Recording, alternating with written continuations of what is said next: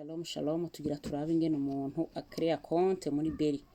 Ushuja muri WhatsApp uba ufise link y'umuntu agira kwinjize, ukacuja kuri link ugaklikaho. Ya ukiritseho iruguruka, kazi ya mbere twashira email, kazi ya kabiri password. Aha ngaha ntuhakora referral code ugumiza uko nyene harimo code yo mupare hama next reka twuzuze. Ya okay, password kadupfiye duzemo.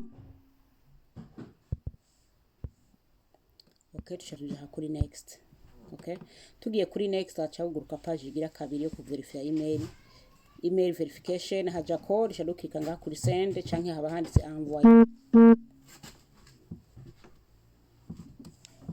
Okay, baduha umunota umwe ngaha rero tugenda kurondera code muri email. Okay, turondera code muri email. Yeah,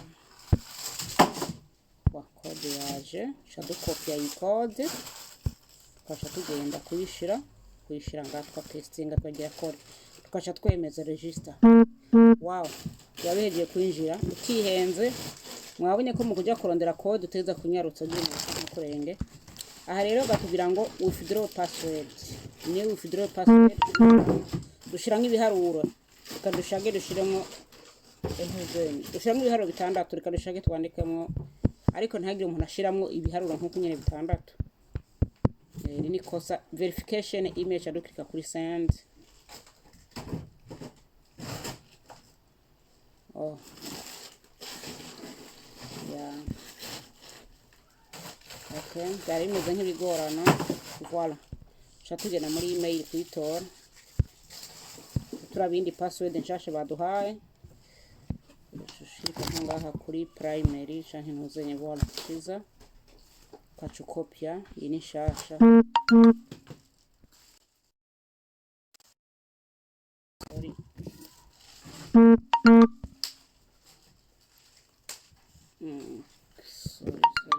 Sorry. Kasha tugenda gushiramwo pastingamo kasha twemeza kuri submit. Voilà, mbona operation réussie success. Aha rero hacakurikira iki? Kuverifya compte. Kuverifya compte murazi code yo ishobora kumara ama video kenshi kuri WhatsApp ntagira.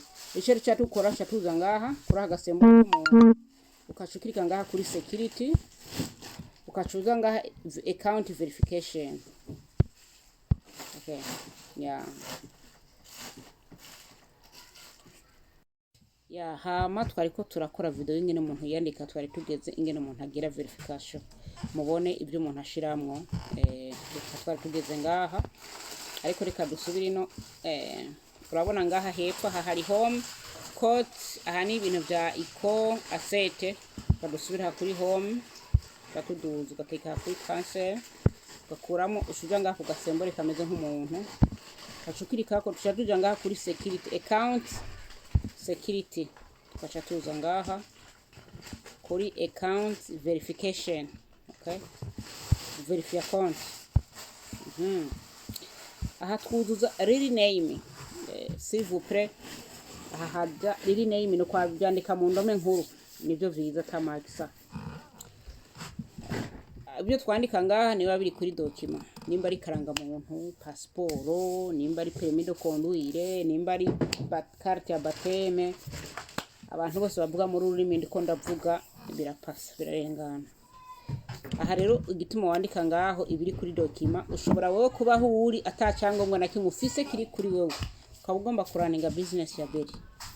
Umuntu aba afise document y'uwundi ashira kwishiramo cha wandika rero amazina ari kuri yo document. Aha bavuga ngo ID number wandika ibiharuro biba biri kuri yo document. Murabizi nta document itagira nimero zo kuri yo document.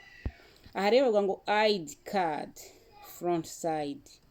Aha rero ufata iyo document yawe hajya haba hari ifoto y'ya muntu, amazina murabibona document yayo yose ucubanza ufotora kaca bija muri gallery. Ukiritse ngaha ucutwara muri gallery ugakubitamo. Mugabo uba waheje kubifotora imbere yo gukora ibi. Hama ID card back side uca wubikaje inyuma. Ufise passport ifoto ya mbere uruguru hari indani hari ifoto n'ivyandiko bakubwiye inyuma uca wugara passport kwacu ufotora bijya bintu binyama ngo republic ibintu nk'ivyo nibishushira ngaha mugari karanga muntu uca wubika ugafotora inyuma ari kindi kintu cyose uca wubika ugafotora inyuma ukacuza ugakirika ugasaraba uja muri galere ugashiramwo aha ngaha baravuga ngo your photo with ID card holding in hand. Okay, uca ufata rero yakaranga muntu yawe wayigaranzuye hajya haboneka ifoto yawe ukayegereza ku mutima akagira umuntu aca gufata ipica babashaka kubona ko iyo sura ariyo nuko ukaca wa uploadinga ngaho ugakubita muheje byose kubishira mu cukubita kuri submit kacurindiye nuko gira amahoro rendez-vous. Shalom shalom, mukurikirane ingene dukora trading ingene tugura aha autodufonction turi ngaha reka tubadukure mu community ushize ngaha kuri cancel ukayikuramo aka ni home ugakitse ko hakwereka byose code iko asset tuba turiko tuja ahantu hari amacoin hari amafaranga atandukanye ugomba gukora trading rero ushize ngaha kuri code niho habangutse sino urashobora guca ngaha mugabaha ucanga kuri code ucubishikira ko directement cadukirika ico curabo cuvuga muti uno munsi baduhaye iyahe uru n'urutonde rw'amapere de trading baduhaye BYP baduhaye BYP. Okay, kubavuga ifaransa gira byoro canduza kacangenda kurondera BYP ngiyi janda ikikako.